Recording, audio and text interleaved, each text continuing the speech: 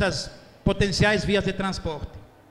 A vantagem do transporte fluvial, além de ser uma forma agradável, pouco poluente, né, de transporte, barata, é que ela vai permitir movimentação nos rios para diminuir as invasões. Porque hoje o que acontece no Bugio, por exemplo? Todo dia aumenta aquela invasão, porque ninguém vê. Aquele rio ali atrás, ninguém chega lá. Então, poderia ser partir lá do Bugio e chegar até a Federal em última instância. Se, obviamente, demanda dragagem, porque os rios estão assoreados, isso é fato. Então, aqui exemplos que eu coloquei, ó, isso aqui na Europa, na Alemanha, é uma ponte fluvial, literalmente, é rio sobre rio, para ter uma ideia da importância que se dá lá na Europa a esse tipo de transporte. E isso aqui não é de carga não, é passageiros, olha aqui eles esperando. Ó. Então, é uma ponte de um rio sobre um rio. Então, você vê a importância que se dá, né? E aqui exemplos no Brasil, tá? Exemplos em Vitória, isso aqui em Joinville, certo? Santa Catarina, e aqui em Buenos Aires. E tem embarcações que chegam até em rios internos de pouco calado, certo? Na verdade, a ideia é fazer transbordos, né? Nas áreas de maior navegabilidade. Bom, para concluir, veja, além do plano diretor, a Câmara tem que discutir e votar 4 códigos que chegaram lá, certo? O próprio plano prevê a elaboração de mais um, que é o de infraestrutura, e estabelece prazo para isso. Está em fase de conclusão, conforme já informei, o plano local de habitação de interesse social que o Executivo contratou.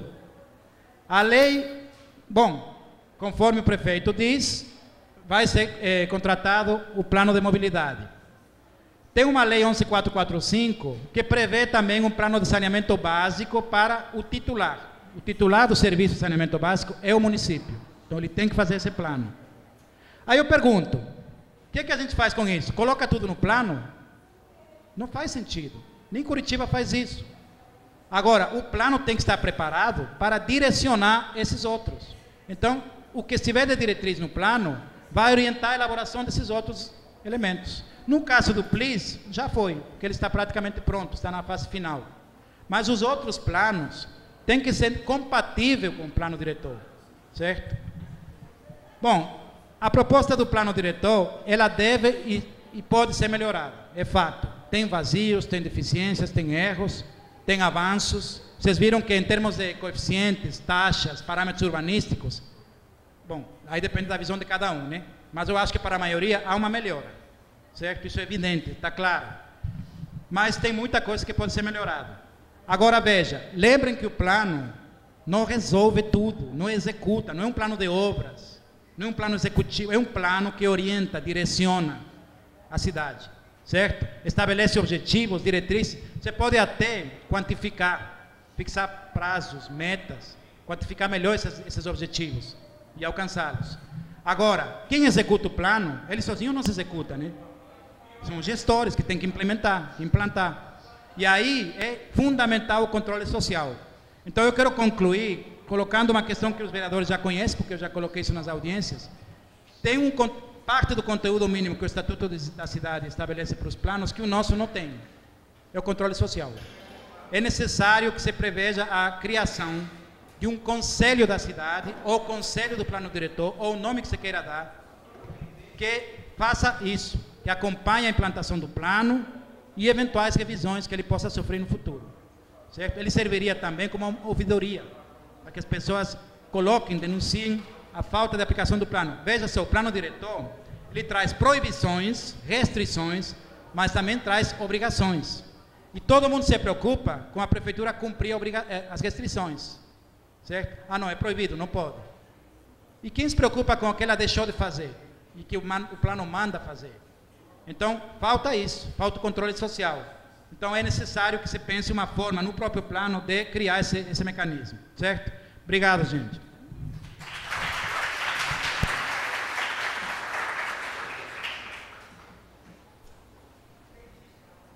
Essa é a primeira parte da nossa audiência. Vocês observaram que a Câmara Municipal de Aracaju contratou um profissional que conhece o que é plano diretor, na teoria e na prática, com o objetivo de nos ajudar, de contribuir com o Poder Legislativo Municipal e também contribuir com a população, né? Nós chegamos a diversos bairros, que não é o caso de vocês, que as pessoas nunca ouviram falar em plano diretor. Nós temos que ensinar, temos que dizer, e votamos, faz uma audiência, faz uma segunda audiência, para as pessoas poderem se manifestar. Então, agora, a companheira, a arquiteta Vera, que é do CREA, que vem acompanhando também a gente sobre essas questões, que tem sua posição em relação ao plano diretor, que a gente respeita, é natural. E é importante dizer para vocês que o plano diretor é um projeto de lei, né, que o Executivo enviou para o Poder Legislativo Municipal discutir. Então, nós vamos discutir o projeto do plano diretor, nós vamos discutir o Código de Obra, o Código de Postura, o Código de Meio Ambiente e o Código de Parcelamento Urbano. Essa é a função do Poder Legislativo Municipal. E nós vamos fazer tudo para votar o plano, não em 2011, mas vamos votar o plano em 2012. Vamos continuar discutindo com a população, vamos continuar ouvindo as pessoas, tá certo? Procurar pedir ajuda às pessoas, pedir a contribuição dos cidadãos e dos cidadãos dessa cidade, no sentido que a gente faça um plano que represente os interesses maiores do povo que reside nessa cidade, que vai residir durante todo esse tempo.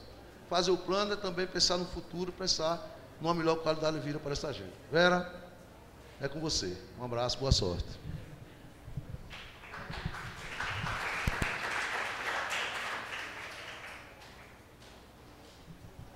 Boa noite a todos. Como já foi dito, meu nome é Vera Ferreira, eu sou arquiteta, estou representando aqui o CREA Sergipe, num grupo chamado Participe Aju, que é um grupo de instituições como CREA, como o Instituto de Arquitetos do Brasil, como a OAB, que pretende apresentar propostas para o Plano Diretor de Aracaju.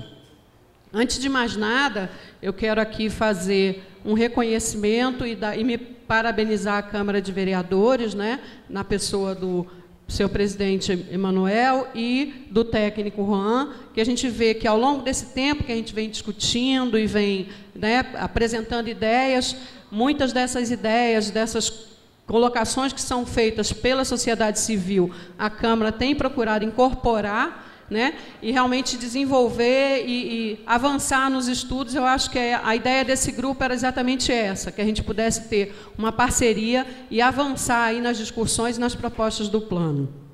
Eu vou passar bem rapidamente uma série de slides, porque, na verdade, pelo adiantado da hora e pelo que já foi colocado aqui, muitas das informações, não faria sentido estar se repetindo essas informações, e eu vou pedir licença a vocês para adiantar, porque não houve condição de reduzir aqui no computador anteriormente. Só vou mostrar as coisas principais, fiquem com a informação desse documento.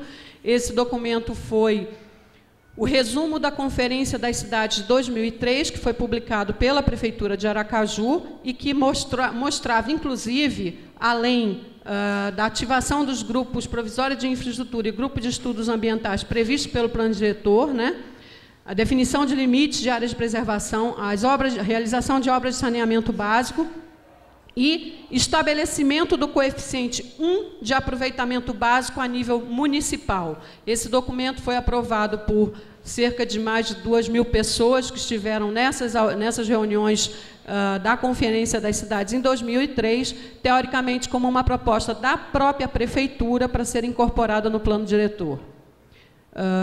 Em 2005, tem um novo Congresso das Cidades e, de novo, é aprovado o reforço do índice 1, tá? E a elaboração e revisão dos códigos. Então, em 2003 e 2005, a Conferência das Cidades, em documentos elaborados pela própria Prefeitura de Aracaju, aprovaram índice 1 para o índice básico da cidade, né?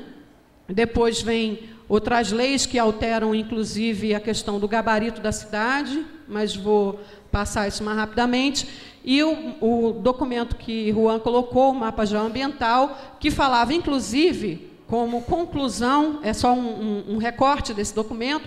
Aqui a gente tem um recorte da área da zona de expansão, aquelas lagoas que são paralelas à praia, como o Juan até mostrou em outro mapa, e a conclusão desse mapa foi não ocupar áreas de dunas e praias, lotear de acordo com a direção dos cordões litorâneos, verificar sistema de drenagem, investir em projetos de saneamento e drenagem. Novamente, um documento da própria Prefeitura que estabelecia parâmetros que deveriam ser considerados aí nas legislações urbanas. O resultado desse processo que a gente vê hoje em curso em Aracaju é que quando você compara a população lá de 96 com a população de 2000 da zona de expansão urbana de Aracaju, você tem um aumento em 4 anos de 62% da sua população, que dá uma taxa anual de 15,5% contra uma taxa anual do resto de Aracaju de 1,86%. Então, a zona de expansão sozinha cresceu 8,3 vezes mais que o restante do Aracaju. Obviamente que a gente está numa casa da ciência, né? Mas mesmo sendo leigo, se pode observar que um crescimento nessa velocidade acaba sendo insustentável do ponto de vista ambiental e social de uma cidade, né? Aí teve todo esse problema de alagamento, que resultou numa ação civil pública, que fez com que o Ministério Público vedasse a aprovação, a implantação de novos loteamentos na zona de expansão. E o que a gente observou, então, em relação a isso? A gente entende que tem problemas no plano e, novamente, reconhecendo, houve um grande avanço, sem dúvida alguma, em tudo que está sendo apresentado até agora, mas, como o próprio Juan reconheceu, ainda existem algumas lacunas que a gente considera importantes que devem ser melhor trabalhadas dentro desse plano. Porque, apesar de algumas diretrizes como foram apresentadas, na verdade, o plano ele não contempla a visão de engenharia urbana, ou seja, todos esses elementos que deveriam estar integrados, como engenharia de tráfego, engenharia rodoviária, planejamento territorial, desenho urbano, hidráulica urbana, esses elementos não estão integrados dentro dessa proposta do plano. Você tem diretrizes de vários desses elementos ao longo do corpo do plano diretor, não contemplando tudo aquilo que deveria ser trabalhado e também, principalmente, não sendo trabalhado de forma integrada. Então, como foi dito, tem previsto para ser elaborado em breve um plano de mobilidade, tem um plano de macrodrenagem para a zona de expansão, que foi parcialmente elaborado e que, segundo informações, também no próximo ano ele seria complementado, né? E, enfim, a gente chega a esse momento agora, né, que está se tentando fazer uma revisão aí do rumo que tomou a ocupação urbana de Aracaju e a discussão do plano diretor. Existe um entendimento de que esse plano deve ser aprovado rapidamente, porque isso evitaria um caos urbano. Na verdade, a gente tem um entendimento um pouco diferente, porque o plano de 2010... ele já tinha em seu escopo uma série de elementos, como o grupo de estudos ambientais, que depois foi reforçado em 2005 pela Conferência das Cidades, um grupo provisório de infraestrutura, que deveria estudar a infraestrutura do município. Então, no plano de 2010, ou seja, há 11 anos atrás, você já tinha uma série de elementos que poderiam trabalhar os problemas que acabaram acontecendo depois. Então, na verdade, muitas vezes, sob a lógica de que se você não agir rapidamente, você vai promover um caos urbano, você continua produzindo trabalhos que poderiam ser muito mais eficazes no controle desses problemas do que o que se tem visto acontecer ao longo desses últimos anos em que se tentou fazer essa revisão do plano diretor.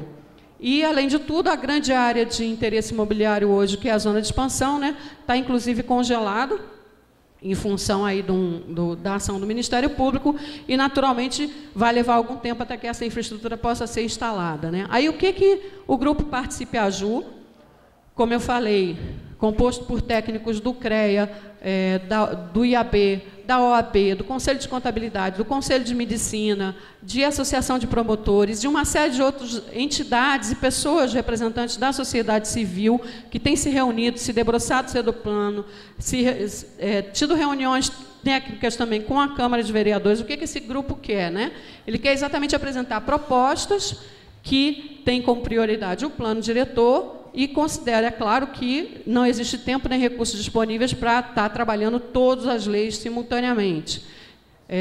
E, com isso, se criou dentro desse grupo alguns grupos de trabalho, né? Um grupo de comunicação e mobilização social, que pretende tentar fazer uma mobilização para algumas discussões, um grupo de infraestrutura básica, que pretende se debruçar, está justamente fazendo estudos preliminares sobre a infraestrutura existente para apresentar propostas, de cenário da ocupação urbana, que é que pretende simular algumas das questões que o Juan colocou aqui. O que vai acontecer com a cidade, se for um índice ou se for outro, que é mais ou menos o que tem, por exemplo, nessas maquetes que estão apresentadas num exercício muito interessante aqui de alunos da UNIT, que procura observar qual o resultado, né, de cada índice